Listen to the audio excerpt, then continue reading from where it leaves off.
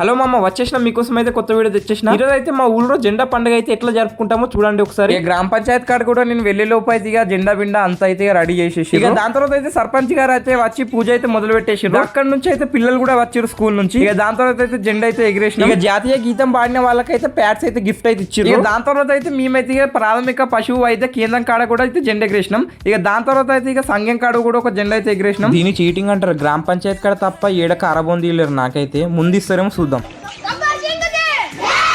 అలా freedom fighters కి జై కొట్టుకుంటే ర్యాలీ తీసి మళ్ళీ మనం అయితే అంగడవాణి 2 సెంటర్ కి అయితే వచ్చేసినాం. ఇక ఈడ కూడా జెండా ఎగిరేసిన తర్వాత అయితే మళ్ళీ మనం అయితే అలా ఇక ఇదేంది ఆయుష్ భారత్ అంటే ఇక సర్కార్ దవాఖాన ఆడ కూడా ఒక జెండా అయితే ఎగిరేసేసినాం. మా ఊళ్ళో ప్రైవేట్ స్కూల్ కూడా ఉంటది అక్షర స్కూల్ అని. ఆడ కూడా అయితే ఇక జెండా ఎగిరేనికి అయితే వెళ్ళి ఆడ కూడా సక్సెస్ఫుల్లీ జెండా అయితే ఎగిరేసేసినాం.